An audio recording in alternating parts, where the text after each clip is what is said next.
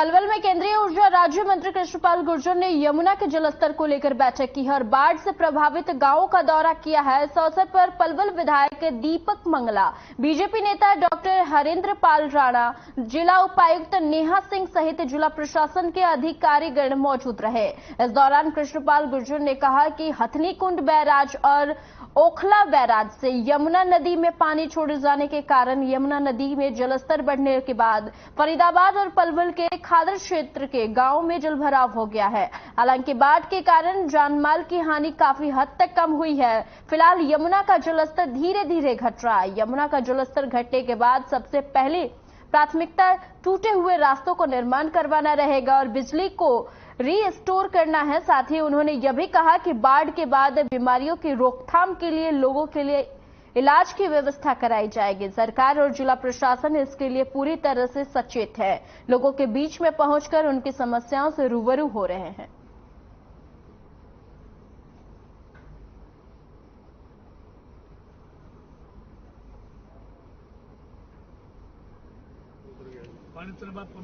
तुरंत इस पानी के बाद जो समस्या आने वाली रास्तों को बनवाना है, बिजली को रेस्टोर करना है, वाटर सप्लाई को रेस्टोर करना है, सड़कों को मोटरेबल बनाना है, तो ये और जो बीमारी आएंगी उसके बाद उस बीमारी के लिए उनको उनके इलाज का प्रबंध कराना है। तो इस सब पर सरकार भी और हम सब लोग और जिला प्रशासन पूरी तरह से सचेत है और हम उस पर कार्रवाई कर रहे हैं। कहाँ तक पानी गया था?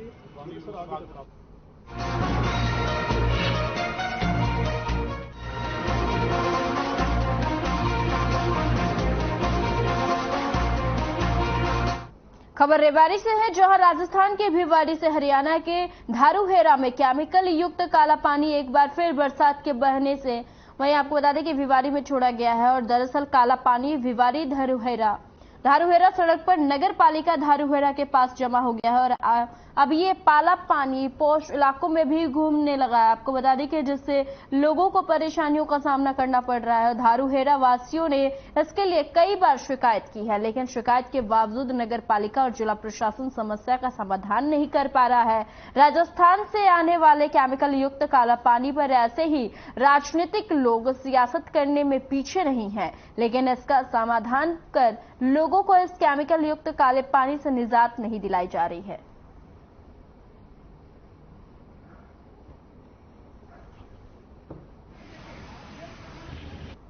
पूरा ये चाहे गांव हो मेरा मालपुरा हो, चाहे गढ़ी मैसरी और ये चाहे आपका राजपुरा खटावली तक, और ये साबी नदी का भी जल स्तर खराब हो जाएगा अगर आपने यही केमिकल युक्त पानी डाला गया।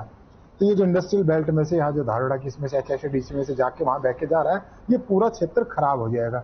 तो कम से कम मानवता जाति का तकाजा है, हमारी आने वाली नस्लें आपसे हाथ जोड़ती, जो आने वाली उनकी तरफ से भी हाथ जोड़ रहा कि आप कम से कम जो आज माननीय मोदी जी भी कई सोशल मीडिया देखते होंगे, माननीय अशोक गहलोत जी भी सोशल मीडिया देखते होंगे, राहुल जी भी देखते होंगे, हम इसको राजनीतिक मुद्दा ना बना के हम हमारी जो वकील है आज के दिन सबसे बड़े, वो इस बात को अदरवाइज ले तो ले सो बात।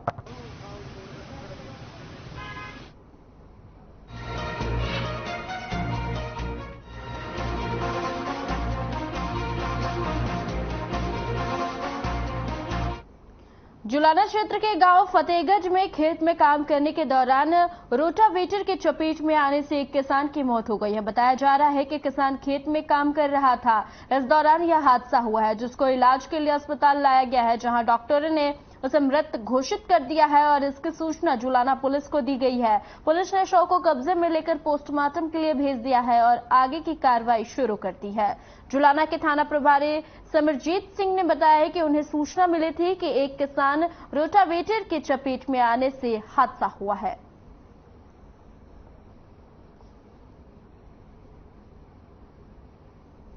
में कार्य करते हुए कोई हादसा हुआ है, जिस संबंध में हमने जो रुका प्राप्त हुआ था उसमें परिवार वालों के बयान अंकित किए हैं। जो उन्होंने बताया कि जो रोटावेटर में हादसे के कारण उसकी मृत्यु हुई है, जिसमें पोस्टमार्टम करवाया जाके आगे कार्रवाई।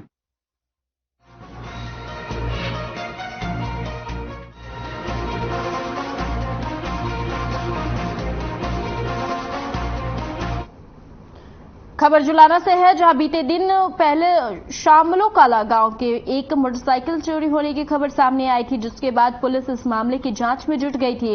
इस दौरान पुलिस को 2 नाबालिग लड़कों का पता चला जो मोटरसाइकिल की चोरी करने की वारदात में शामिल थे।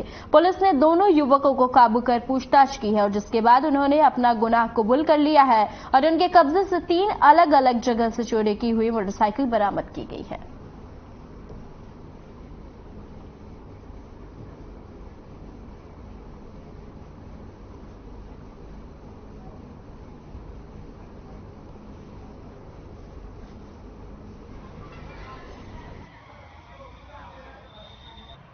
ये शामलो कला से एक बाइक चोरी हुई थी, जिस संबंध में मुकदमा दर्ज किया था और इसमें 2 युवकों को काबू किया है, जिसमें चोरी की गई बाइक बरामद की गई है और इसके अलावा एक जुलाना से और एक नींदाना से जो पहले चोरी की थी वो बाइकें भी टोटल 2 जो ये युवक हैं इनसे 3 बाइकें बरामद की गई।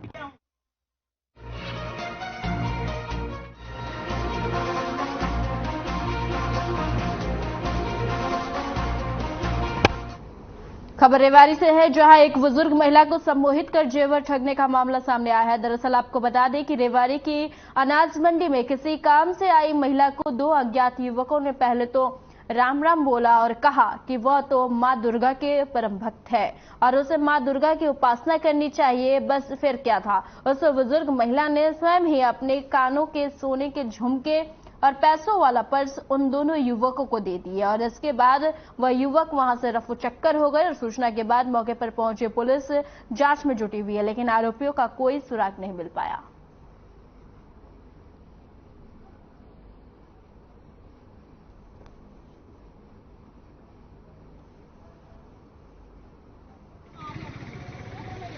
मेरे कान के बारे लेके निकाल के। कौन लोग थे? पता ना कौन से, हम जानते। 2 आदमी थे। हाँ। क्या बोले?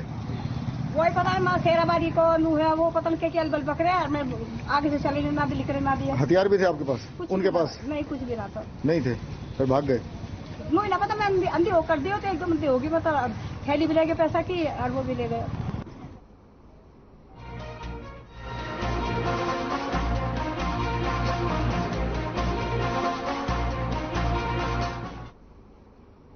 खबर रेवाड़ी से है, जहां दिल्ली रोड पर स्थित गांव हसंगा में एक तेज रफ्तार कार ने सवार 2 युवकों ने पहले बिजली पोल और मकान में टक्कर मार दी और खबरों की माने तो दोनों आरोपी नशे में धुत थे। वहीं इसका विरोध करने पर बदमाशों ने मकान मालिक पर ही 2 राउंड फायरिंग कर दी और बताया जा रहा है कि पीड़ित को एक गोली हाथ पर लगी है, जबकि दूसरी गोली कंधे को छूती हुई निकल गई और घायल हालात में युवक को निजी अस्पताल में भर्ती कराया गया है। मामले की सूचना मिलते ही पुलिस भी मौके पर पहुंची और मामले की कार्रवाई करने लगी।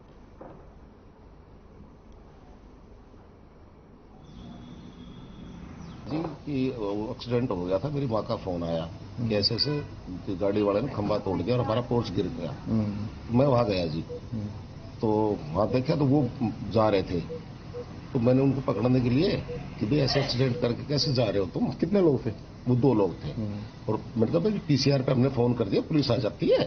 तब मैं जैसे उनको पकड़ने के लिए गया तो एक को जैसे हाथ लगा तो दूसरे ने बैग था उसके पास और बैग में से एकदम से गन निकाली और फायर कर दिया।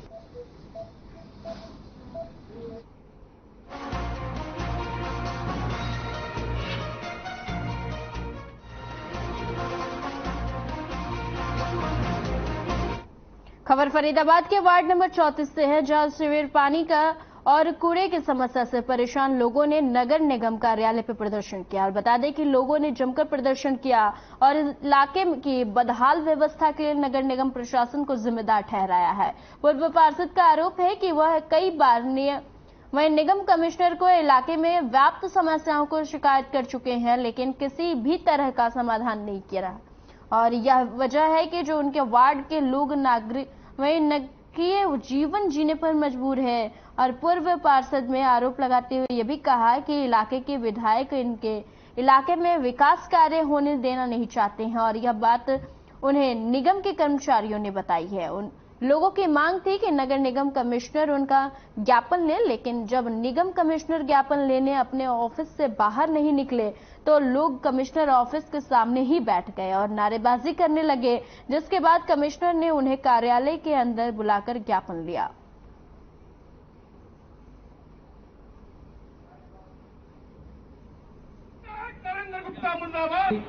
ये 3 समस्याएं अपनी लेके मेरे सामने आई थी जो इन्होंने अपनी रखी।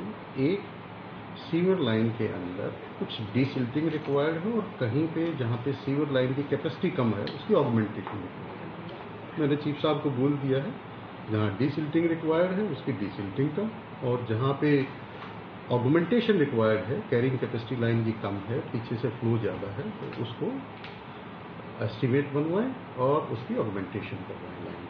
तो दूसरी उन्होंने बताया कि 3 ट्यूबवेलों में पानी कम है या नहीं है, उसका देखेंगे।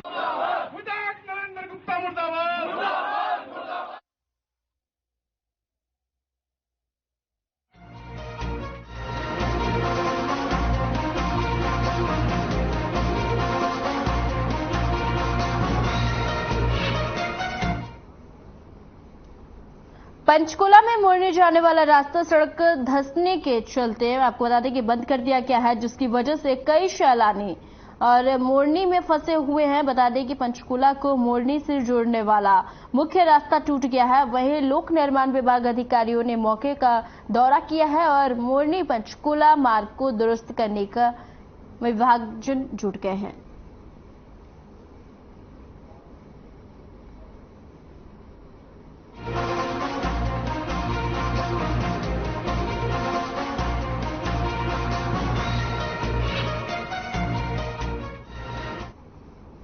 फरीदाबाद के संजय कॉलोनी में रहने वाले नवीन सिंह की बेटी सविता की मौत की खबर ने परिवार को हिलाकर रख दिया है। 5 महीने पहले ही कविता की शादी बड़ी ही धूमधाम के साथ गाजियाबाद के रहने वाले कृष्ण के साथ हुई थी। परिजनों का आरोप है कि 1 महीना पहले ससुराल में जेवरात की चोरी हुई थी, जिसका पूरा इल्जाम सविता पर लगा दिया गया था और इलाके मैं आपको बता दें कि इसके बदले परिजनों से 25 लाख रुपए की मांग की गई थी। ससुराल पक्ष ने फोन पर उन्हें बताया कि सविता ने फांसी लगाकर आत्महत्या कर ली है, जबकि परिजनों का सीधा आरोप है कि उसकी हत्या की गई है। परिजनों के बयानों के आधार पर गाजियाबाद पुलिस ने धारा 498A और धारा 304B के तहत मामला दर्ज कर शव को पोस्टमार्टम कर परिजनों को सौंप दिया है। पुलिस ने आगे की कार्रवाई शुरू कर दी है।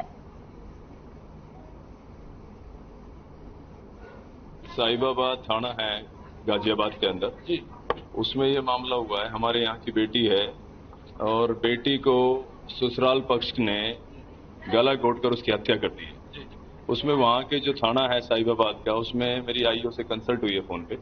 उसका कहना है कि 304-20 में FIR के अंदर दर्ज करी है और जो लड़की का जो पति है उसको पुलिस ने अरेस्ट कर लिया है। पूरा शक है हत्या का। तो क्या मामला है, कब शादी की थी और कैसे आपको सूचना मिली? शादी 5 मार्च को की है, 5 मार्च 2023 में। कैसे सूचना मिली कि बच्ची को? अभी सुबह 10:30 बजे जो है सूचना ये मिला कि आपकी लड़की मर गई है। क्या नाम है आपका? श्वेता। श्वेता, क्या हुआ आपकी सिस्टर के साथ, क्या सूचना मिली थी आपको? मुझे तो 10 बजे मेरे पापा ने फोन किया, 10:30 बजे की तेरी बहन नहीं समझ आ रहा कुछ। उन लोगों ने इसको बहुत सताया। कोई बीमार थी या कोई वजह थी इनको परेशान करने की? 1 महीने पहले इसके ऊपर चोरी का इल्जाम लगा दिया था। घर से ज्वेलरी चोरी हो गई।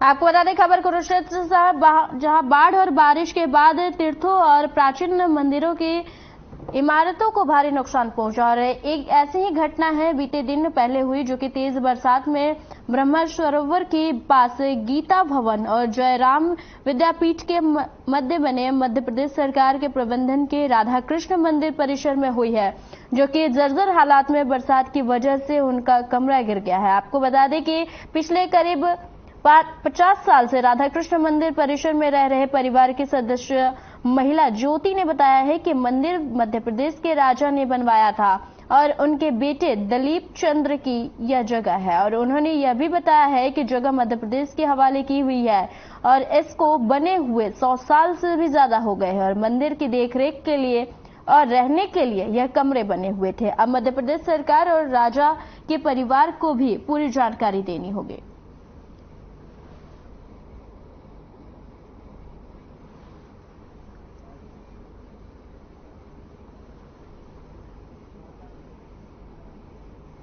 गिरने वाला था, पीछे भी हमने कहा था, डीसी ऑफिस गए थे हम इसकी कंप्लेंट लेके कि जी मकान दीवार जो पट रही थी कि भी ये गिरने वाला है। तो जो परसों अभी जो बरसात हुई है कल और 3-4 दिन पहले, तो उसमें से दीवार में बिल्कुल तरेड़ आ गई थी। कल सामान थोड़ा थोड़ा गिर रहा था जैसे रेत थी, हम सामान निकालने लगे थे, बस सामान निकाल के थोड़ा सा ही बाहर आए थे, इतने में ये पूरा ढह गया।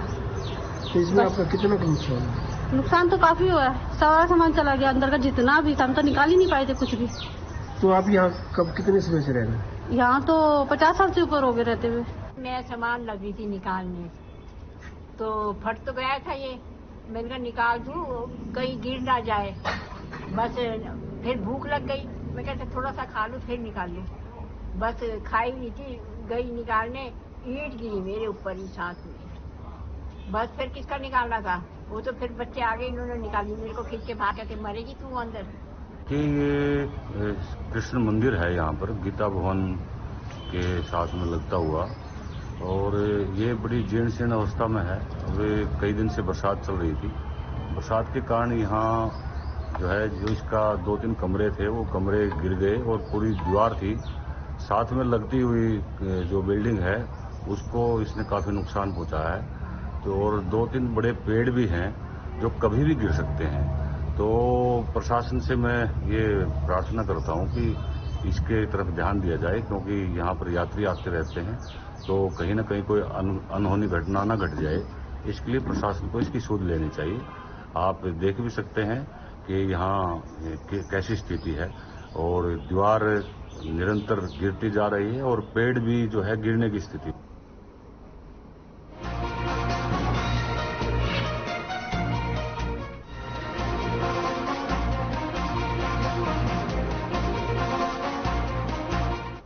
रतिया से गुजरने वाली घग्गर नदी इस वक्त पूरे उफान पर है। साथ ही घग्गर नदी में पानी खतरे के निशान से काफी ऊपर चल रहा है। घग्गर नदी में 18 फीट के करीब पानी का लेवल है और दिन प्रतिदिन ये बढ़ता जा रहा है। इसी के चलते आज एसडीएम जगदीश चंद्र और डीएसपी वीरेंद्र सिंह ने शहर के नागरिकों की एक इमरजेंसी बैठक बुलाई और जिसमें शहर के सभी सामाजिक संगठनों ने भाग लिया। इस बैठक में एसडीएम ने सामाजिक संगठनों ने इस संकट की घड़ी में सहयोग मांगा है और कहा है कि सभी सामाजिक संगठन प्रशासन का सहयोग करें ताकि इस आपदा से निपटा जा सके। इस मौके पर एसडीएम जगदीश चंद्र और डीएसपी वीरेंद्र सिंह ने भी लोगों से अपील की है कि शहरवासी घग्गर नदी के पुल के नजदीक न जाए।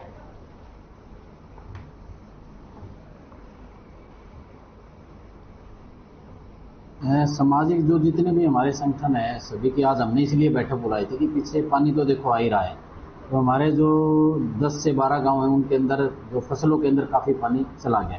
आबादी अब तक हमारी सुरक्षित है, जो उसके अंदर हमारे जो सरपंच है वो सारे काम कर रहे हैं, रिंग बांध वगैरह बना रखे हमने। ऐसे ही हमने जो हमारा जो सिटी का एरिया है यहाँ पे भी हमने 3-4 ऑफिसर्स लगा रखे हैं, पैदा मशीन खड़ी कर रखी है, यहाँ पर मिट्टी वगैरह है, सारे पुख्ता प्रबंध है। आगे कोई ऐसी कोई दिक्कत ना है उसके लिए हमने सामाजिक संगठनों की मीटिंग बुलाई थी कि प्रशासन को कहीं पर भी किसी भी प्रकार की अगर मदद की जरूरत पड़ती है तो जो सामाजिक संस्थाएं हैं वो अपना हाथ आगे बढ़ाएं। तो आज सभी संस्थाएं आज यहाँ आई थी, उन्होंने हमें आश्वस्त किया है कि हमें किसी भी प्रकार की कोई मदद की जरूरत होगी तो वो मदद करेंगे। लोगों को यही हिदायत देना चाहते हैं कि भी अननेसेसरी के आवागमन ना करें, अपने घरों में ही रहें। और जिस तरह ये बुढ़लाड़ा रोड पे ये पुल है घग्गर नदी के ऊपर और ये थोड़ी जर्जर हालत में है, इतना ठीक नहीं है, तो इस पे अननेसेसरी का जाके इस पुल को देखे या सेल्फी ले ये काम ना करें, अन्यथा कोई भी हादसा हो सकता है। तो सभी से आमजन से यही अनुरोध है मेरा कि वहां पुल पे मत जाएं और अपने घरों में रहें और अननेसेसरी का उस पुल को क्रॉस भी ना करते रहें।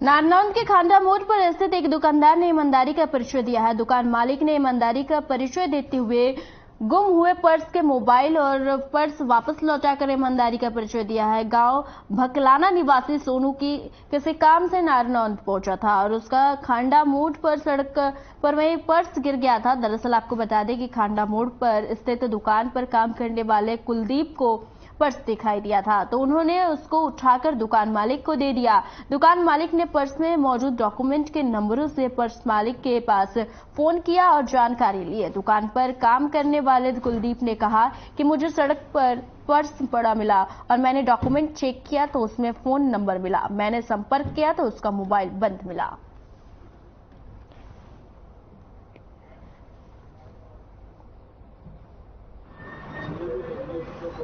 भाई का बटुआ रोड पे पड़ा मिला। मैंने डॉक्यूमेंट चेक किए तो उसमें इसका मोबाइल नंबर मिला, तो मैंने संपर्क किया तो मोबाइल बंद आ रहा था। काफी समय के बाद संपर्क करने के बाद भाई का नंबर कांटेक्ट में आया, तो मैंने बात की तो भाई को संदेश दिया कि आपका वॉलेट मेरे पास है, कम से कम उसमें 15 से 20 हजार रुपये नगद थे, कैश था और डॉक्यूमेंट इंपोर्टेंट डॉक्यूमेंट थे। तो मैंने भाई को बुला के इसके फास्ट फूड पे उसका वॉलेट वापस कर दिया। नारनौंद खांडा मोड़ पर काम कर रहे हैं 8 साल से, और इसकी नजर एक बटुए पे गई जिसने मेरे को आके दिखाया कि ये बटुआ रोड पे पड़ा था। तो फिर मैंने इस कागज देखे, काफी पैसे भी थे उसमें। फिर इस भाई का श्रम कार्ड भी था, एटीएम भी था, लाइसेंस भी था, काफी था। मैंने संपर्क किया मोबाइल से तो इसका बंद आ रहा था। फिर 3 घंटे के बाद इसने खोल लिया, खराब हो रहा था। फिर मैंने संपर्क किया, भाई तेरा कुछ खोया है क्या? सोनू बोल रहा है बकलाने से। बोलिया यार मैं परेशान हूँ भाई। फिर मैं खांडे मोड़ पाया जे और तेरा बटुआ मेरे पास है, ले जा। ऑटोमेटिक आ रहे थे, गांव वाले घर आने लगे। फिर मैं नारनौंद आया था और नारनौंद मैंने पेटुआ तेल करवा पेट्रोल पंप पे। उसके बाद मेरा बटुआ गुम हो गया। मैंने दुकान पर देखा, उन्होंने पैसे मांगे, भाई इतने पैसे दे मोबाइल के। मैंने देखा भाई मेरे पास तो पर्स नहीं है। फिर उसके बाद मैं यहाँ राउंड लगाने लगा। मेरा फ़ोन चार्ज ठीक होने के बाद 10% फ़ोन ठीक हो गया, तो परसेंटेज हो गया। फिर मैंने फ़ोन खोला, इनके फ़ोन बजने लगे और भी बजने लगे। तो इनने मेरे को बताया भी आपका कुछ गुम हुआ है। मैंने कहा हाँ भाई मेरा पर्स गुम हो गया। उसके अंदर 20-25 हज़ार रुपये थे और डॉक्यूमेंट थे मेरे कीमती। इन्होंने कहा भाई यहाँ आओ खांडा मोड़ के ऊपर और आपके पैसे ले जाओ, पर्स ले जाओ। मैं यहाँ आया, इन्होंने जैसे भी मेरा जैसा था वो सारे पैसे लुटा दिए हैं और मेरे डॉक्यूमेंट सभी लुटा दिए और मैंने मीठा मुँह कराया है।